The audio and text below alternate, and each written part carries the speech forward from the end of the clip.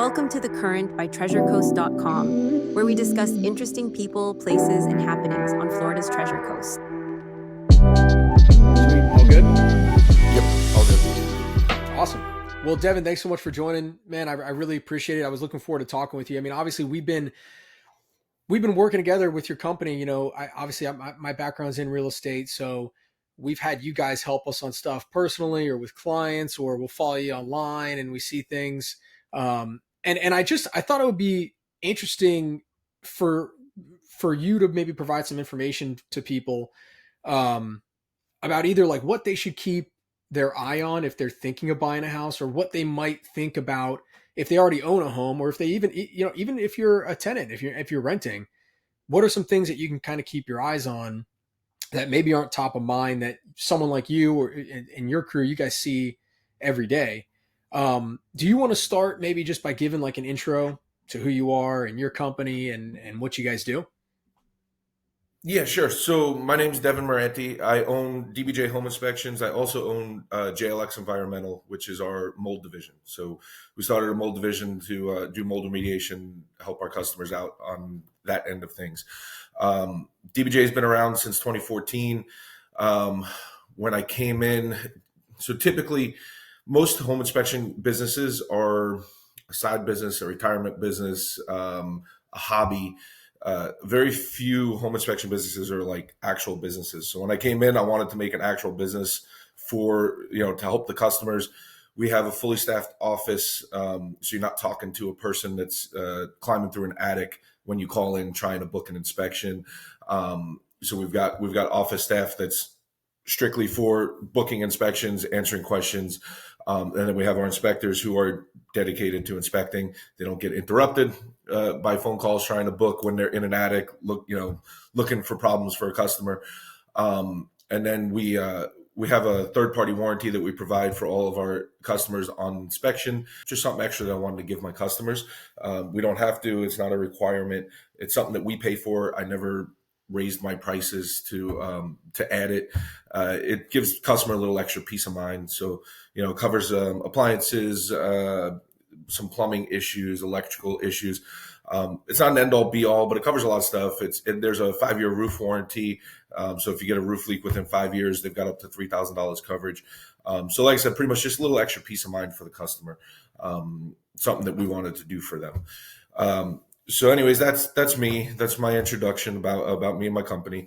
What you were talking about before with some like tips for homeowners and people that are buying houses and everything. So if you're already a homeowner and you're in your house or you're a renter, something, even me in my personal house, I don't do it. Every now and then look up at your ceiling. You might see a stain that just started out of nowhere. But most of the time you're never looking up. So you really don't see these things and you don't end up noticing them until they get pretty bad.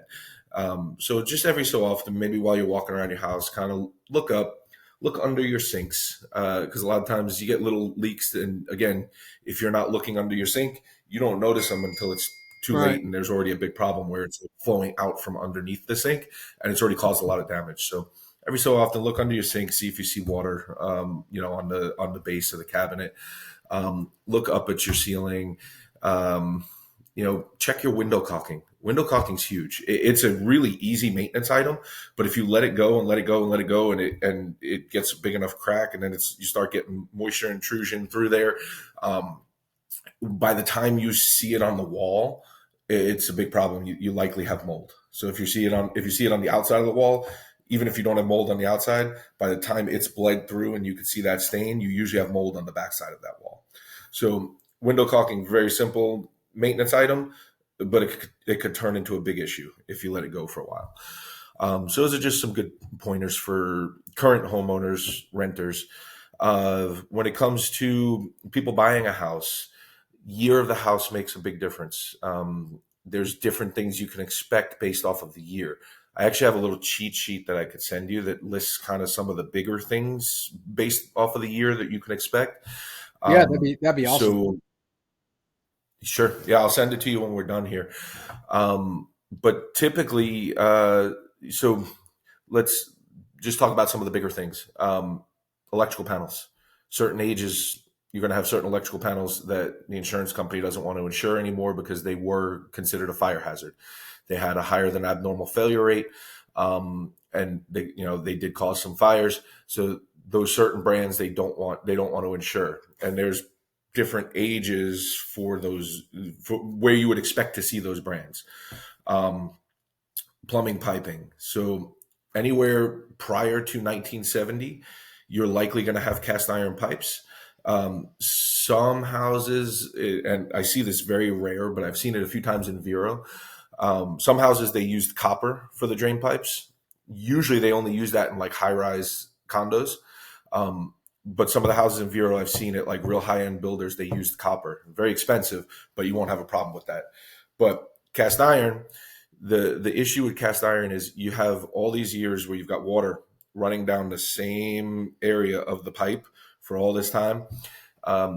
It rots that area over time. So you get what's called channel rot. So you get a little rotted channel in the center of the bottom of the pipe. They can also get really scaly on the inside, where it ends up like bringing down the diameter of the pipe. That could be fixed. You can actually cut it out in the yard, send a snake through it with the same size blade as the pipe, and then pull all of the scales out with a jetter into the hole that you have in the ground. And you go both ways with that. And you can fix that kind of stuff. But once it's rotted, or if it gets root intrusion or any of that kind of stuff, which is a little bit more susceptible to than PVC, you could have issues. You may need to replace your piping. Between 70 and 75, it's kind of a wash whether it's cast iron or PVC, because they started the transition over to PVC around 1970. By 75, it's all going to be PVC from that point on. You've got certain types of supply plumbing pipes that had problems that aren't allowed to be used anymore, like polybutylene from 78 to 96. In 96, they told them they couldn't use it anymore. They had to use up whatever stock they had. It's no longer allowed in residential plumbing, and the insurance companies don't want to insure it. So then the whole house has to be replumbed. So you've got some more of those bigger issues, and again, based off of year. And I could send you that whole cheat sheet. So I don't want to. I go off on a whole tangent and talk for 2 hours about every problem that you can run into. We just wanted to give you some examples of stuff like that. So for prospective home buyers and even sellers, they really should look at some of these things and have an idea of what might come up in the inspection, so that they're not surprised. And for a home seller, honestly, it's a great idea to get their own pre-listing inspection. Right. It kind of puts them in the driver's seat, and it gives them some time to maybe get some of the issues fixed and show that they did their due diligence. And it can make the transaction just go a whole lot smoother, and nix double negotiations and all that kind of stuff. Yeah, that's a good point too. I think thinking about like not just the common issues that come up and how you can think about maintaining them, but how you can really stop things before they become a big problem. And part of that is really knowing. I have friends who they didn't even know they had cast iron plumbing until they realized that they had to get some serious work done. And I had a friend recently who, never really looked at his, valves until he had to turn off the water to his toilet and realized this thing is corroded. You can't even, you can't touch it. Which is, yeah. And I think it's interesting too. You brought up insurance. I mean, do you want to talk a little bit about the different reports that people can get and what might affect insurance, what might affect, especially when it comes to negotiations, whether you're getting an inspection just for your own knowledge or because you're thinking of selling or you're buying a home, what do the different reports mean? Okay. So you have your typical full comprehensive home inspection where, so by definition, home inspection is non-invasive, non-technically exhaustive visual inspection at a snapshot in time that day. Okay. So we're going to go over every system, but it's not like Mike Holmes on Homes that you see on TV where they're ripping down walls and all that kind of stuff. We're not allowed to do that. We can't get invasive. It's not the customer's house at that point. It's still the seller's house. So we have to be respectful of that. We can't move their furniture and that kind of stuff, but we're going to go over every system that we can go over. We're going to test it with all the normal operating controls. We're going to use as much technology as we can to help us find things that maybe we wouldn't be able to find. So we use thermal imaging on every job. Thermal imaging, some people mistake this. They think it's X-ray, or that it sees moisture. So it sees temperature. But when we go in the house, we knock the AC way down right off the rip. If you can bring the temperature down quickly in the home, if you have a spot, let's say on the ceiling or on the wall or something like that, that's wet, but it hasn't stained yet because it's fairly new, that area will get colder faster than a dry area. So when we're scanning at the end, when we're checking AC and we're scanning everything with the thermal image camera, we may see a random cold spot either on the wall or the ceiling. And then we can confirm it with a moisture meter to see if it's actually wet or if it's just like a temperature anomaly, like a cold spot. So we use as much technology as we can to help with different things. But the no, I lost my train of thought. I'm sorry. What was the question? No, well, I was just going to say different. I totally got off track. No, I think you were kind of on. You're still kind of on track because I was asking what the different reports mean, and I think you were just discussing what That's right. the general That's right. home inspection was. Yeah. So the general home inspection, your full comprehensive inspection, we're going over all the systems. It's a lot more in depth than your insurance inspections. Okay. Now, typically, when you're buying a house, you're going to need the different insurance inspections. Pretty much every house, condo, everything except for a mobile home is going to need a wind mitigation. So the wind mitigation is a state form. They want to know certain specifics about what the structure has to protect it against high windborne damage. Okay, depending on what the house has, it gets different credits and discounts off of the insurance for you. So, for example, the way that the roof is tied down to the structure. Okay, way back in the day, they just drove a nail through the edge of the truss into the top plate of the wall, and that was how they attached it. Not a very good attachment point. There's no no credits for that or anything. Then you've got your clips, which are just on one side of the truss, and it has to be on every single truss throughout the whole roof. One side of the truss, it's attached to the top plate, and then it's got to have at least 3 nails in it going into the truss. Okay. You've got your single wraps, which are a little bit better credit, where it actually wraps over the top of the truss. So it's attached on the one side, it wraps over the top, and it's got to have at least 3 nails in it, with at least 2 being on the long side and 1 being on the short side.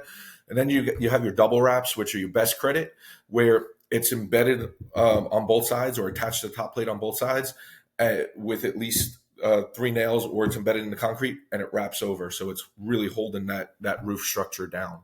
So you've got your roof attachment, you've got opening protection credit. Okay, so the opening protection credit's all or nothing. In our area on the Treasure Coast, you have, as long as you have all of your glass protected, you can get a credit even if like your solid doors are not protected. If you go down to like Broward and Dade, those are considered the high velocity hurricane zone. Everything has to be protected to get a credit. Whether it's glass, solid opening, doesn't matter. It has to either be impact rated or have some kind of impact rated protection over it.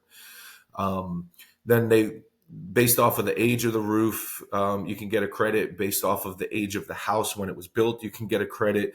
So there's a bunch of different credits you can get on the wind mitigation. And that's going to be pretty much everything except for mobile homes. Then you get into the 4-point inspection. Okay.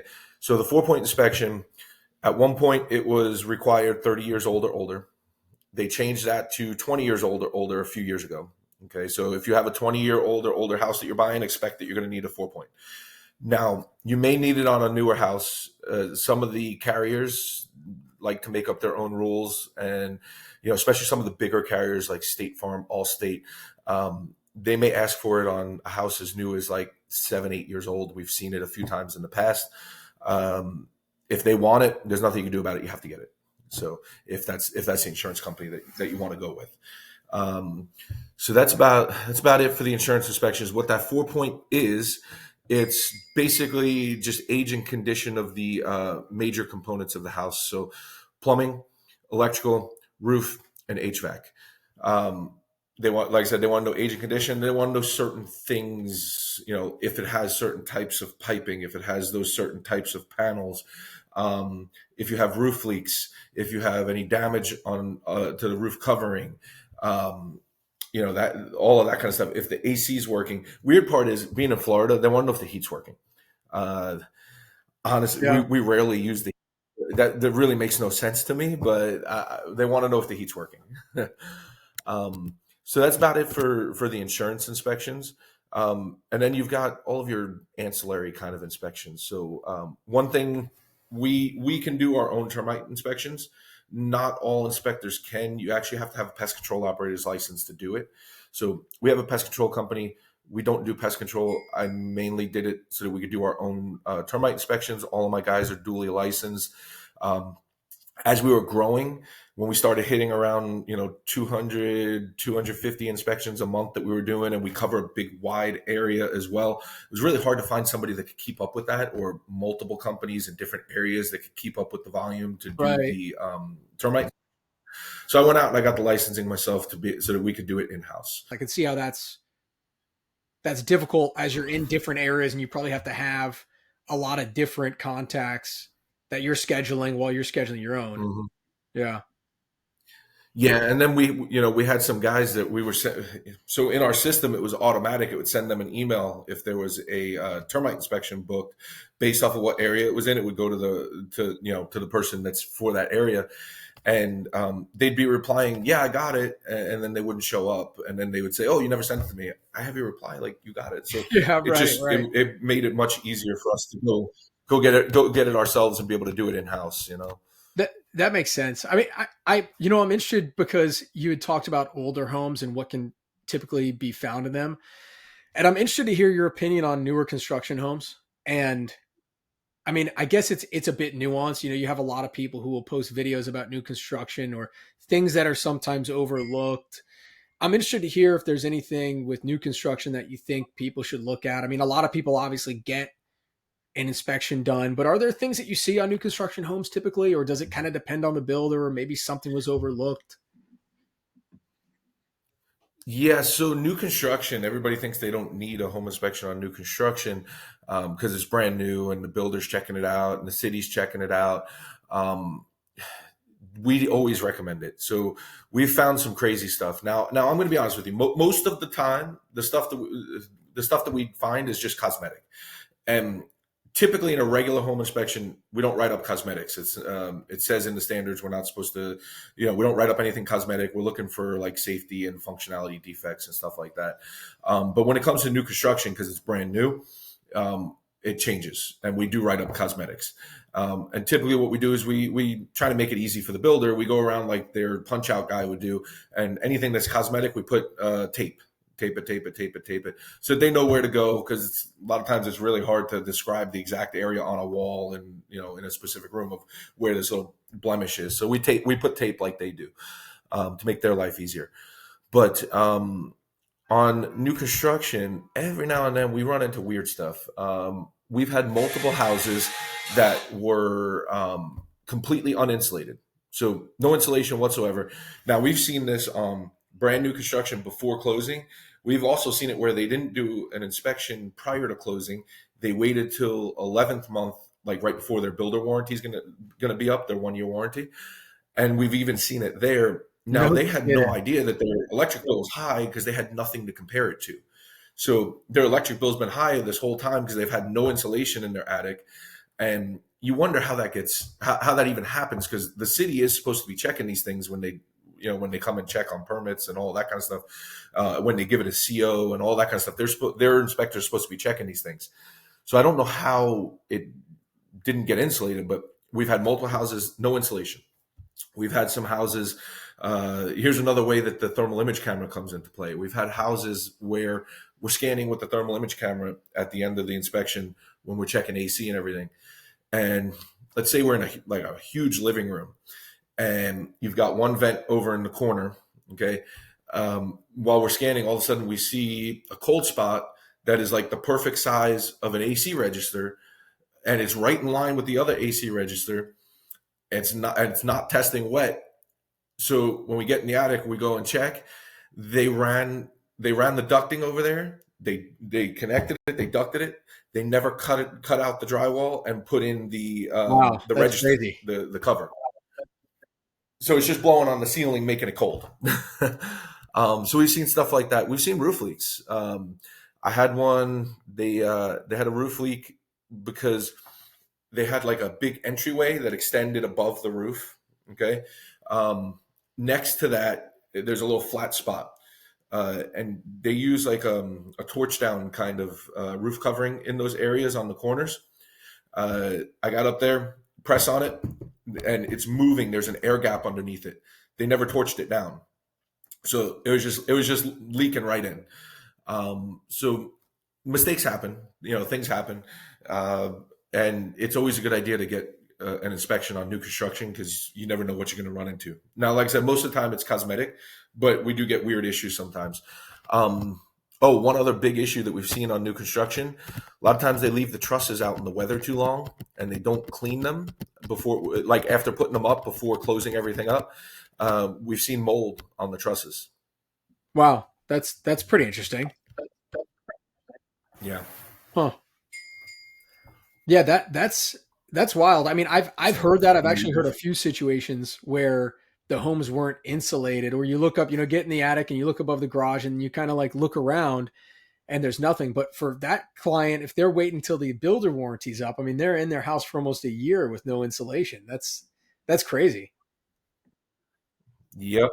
Yeah, that's what I'm saying. It's crazy. We've seen crazy stuff like that. So the one with the that I was telling you about with the AC register that was never cut out and everything, I've actually seen that in, like, I want to say the oldest house I saw that in. There must have been multiple people that have probably inspected this house and just didn't use thermal image, so they never caught it.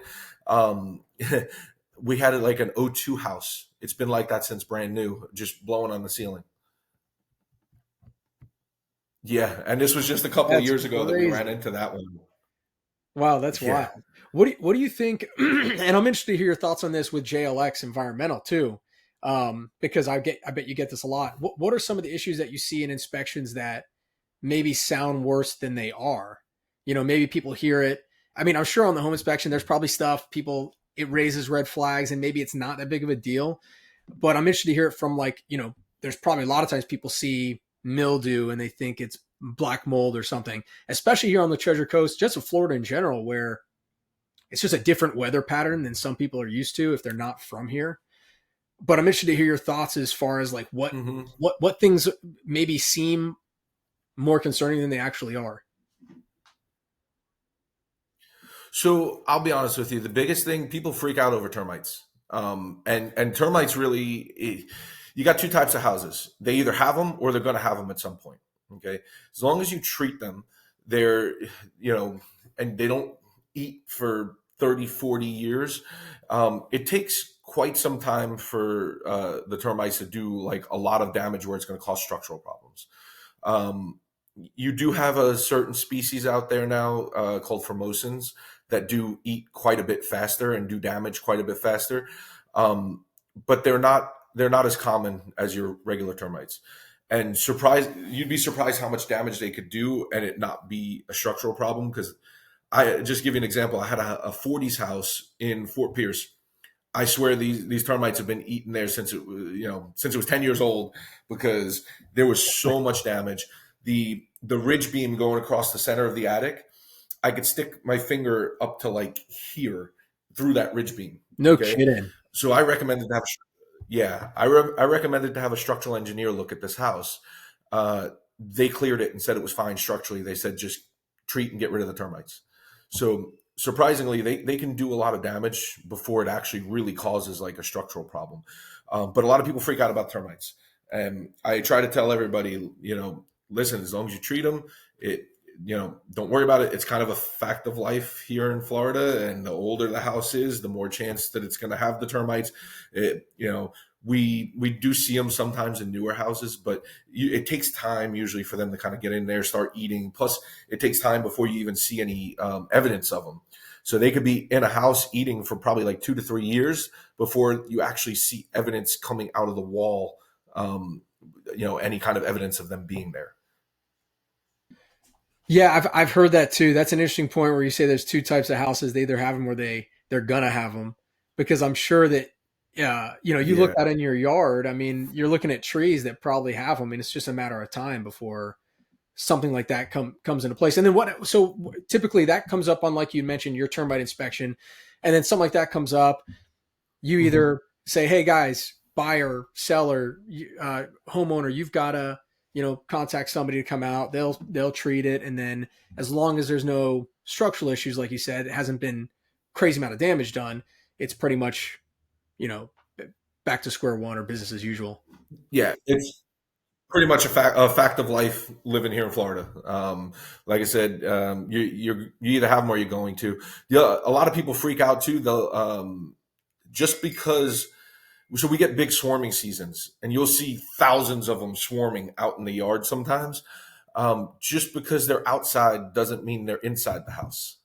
So it doesn't mean they've actually gotten in the house and that they're eating anything in the house. They'll swarm outside, and they may not be in the house. Um, or just because you see one dead one inside a house, it could have flown in while the door was open. It doesn't mean you actually have an infestation. Another big inspection thing that people freak out over is the roof. If there's a roof leak, I mean, again, kind of over time, you're going to get roof leaks. It happens. As you can repair them just because, let's say it's a 10-year-old roof. Just because it's got a roof leak doesn't mean you need a new roof. Make the repair. And depending on the type of roof, you've still got, anywhere from 15 to 20 years left in it. On a 10-year-old roof, shingles are supposed to be good to about 25 years in Florida. The insurance companies, they start giving you a hard time around 20. But they are supposed to be, the industry standard is 25 years. Outside of Florida, because they don't have the kind of weather and sun and stuff that we get, shingles can actually last 30 to 40. But here in Florida, they say 25. If you have a metal roof, honestly, metal roofs will last forever, but the insurance companies start giving people a hard time around 30 years. So, if you have a leak, just fix the leak. Unless 30-year-old roof, then replace the roof. But people freak out about roof leaks. And again, it's just kind of a fact of life. We get so much weather and wind and everything. At some point, you're going to have a roof leak. Get a good roofer. So that's another thing. We have a good roofer that we work with. A lot of roofers just want to sell people a roof. We have a great roofer that we work with. He'll do the repair that it needs and not just try and sell someone a new roof. But you get a good roofer, repair the leak, and you'll be fine. I mean, it's not that big of a deal. There's not much that can't be fixed, and it really just depends on the customer, what they're willing to do, what they want. And you guys as real estate agents, you know your customer a whole lot better than we do, of what they want, what they're expecting. If it's like they want a totally turnkey house that they don't have to worry about anything, or hey, their budget's not so high, but they have skills. They have the skill set to fix a lot of stuff, and they have the time, or and have a little bit of money set aside. And the way I look at it, man, honestly, owning your own home is better than renting and paying somebody else's mortgage. You're building your own equity. So, if they're cool with it, they like the house, something that bothers them might not bother me, and vice versa. So we really try to give people facts and kind of just, help them out without really interjecting our opinion on things, because there's a lot of things that freak some people out, don't freak others out, and we don't know their situation. That's a good point too. Sometimes I think you see people who, I'm sure to someone, a roof leak, it's like the end of the world. And then the other, somebody who might be more knowledgeable, or maybe they've had some sort of guidance, or maybe they've had inspections before. Maybe they say, well, all right, well, I'm going to spend X amount of dollars, and then, I'm going to be good for the next decade.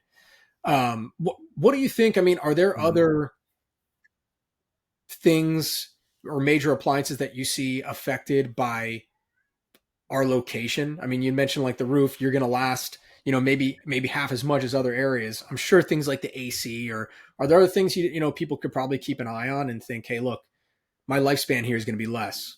So, okay, so a big thing, if you're out on the water by salt water, okay, the ACs take a beating. So typically we say 8 to 12 year lifespan on an AC. Okay, here.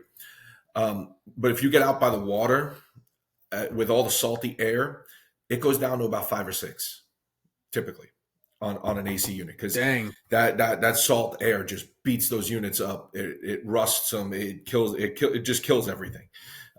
So that goes way down out on the water. Yeah, that's interesting point too. I'm glad you said that. That's wild. 5 years or 6 years. That's pretty intense to have to be replacing a unit every now and then. But I know you're right. I mean, I've seen people who they've got their cars are the paint's peeling off after a couple of years of living on Hutchinson Island. Mm-hmm. Yeah. Yeah, and especially anytime I see those, we do a lot of luxury, like the big luxury houses out on the water, because we have a large team of inspectors, and we put multiple people on those houses. So we've done a 16,500 square foot house in what's that, Sailfish Point over there by Bathtub Beach. Right. We did that in about 3.5 to 4 hours with 5 inspectors. Okay, so people aren't sitting around all day or maybe multiple days, because it's a huge house. If I had to do a 16,500 square foot house by myself, I'm probably there 2 days. Right. To be honest with you. Right. So when I see those and they've got 8 air conditioning units, and I'm like, man, they got to replace these like every 5-6 years. It's like, oh my gosh, it can get crazy out there. But if you can afford to live out there, you can afford it. Right. I was going to say, yeah, the more like, if you're living in like a little condo out there, and maybe it takes a toll, but if you're in, a 16,000 square foot beachfront mansion, it's like, hey, look, you probably factor that into the monthly budget, I'm sure. Right on. Yeah. Yeah. What do you, so yeah, it's more the people in the condos that I feel for. Yeah, I agree. Yeah. Or people like, some of those communities out there, like Nettles Island or like Venture Out, you've got a little spot. Some of those people probably been there for 30, 40, 50 years, and now they're sitting there like, dude, I'm spending how much on a new AC? Or, I mean, it's got to be out of control at this point if they've been there for a while. Yeah, the maintenance costs just go up. Any metal on the outside, you're going to get rust issues. You've got to really keep up on it. Just all the maintenance out on the water goes through the roof. Right on. Well, Devon, I appreciate you being on. And is there anything you want to say before we wrap up? We'll include links and stuff to you guys so people can contact you, learn more. If they want to schedule an inspection themselves, they can contact you directly. Is there anything else you want to say that you think might be helpful to people as like a closing statement? Yeah. So other than just scheduling, if anybody has any questions about anything, they can feel free to call us or email us or find us on social media and send us a message or something. Anytime. Like we're really here to help people. That's why I started this business. And then that's why I started my mold business, was to try and help people. So if you're thinking about purchasing a house, or you're in your own house and you're not sure about something, you have questions, call me, talk to me. I love talking to people. I'll talk people's ear off all day. But give us a buzz, let us try and help you out. Kind of, we might be able to steer you in the right direction on something. Or, we can come out and take a look at what you got going on and try and, help you figure out what your issue is. Home inspections aren't just for real estate transactions. Everyday people in their house, if they're having an issue, we might be able to come out and take a look at it and see what they've got going on, and help steer them in the right direction. That's awesome, Devon. I appreciate you being on, man. Thanks again. No problem. Thanks for having me, man. Have a great day. You too. Bye. That's a wrap for this episode of The Current by TreasureCoast.com.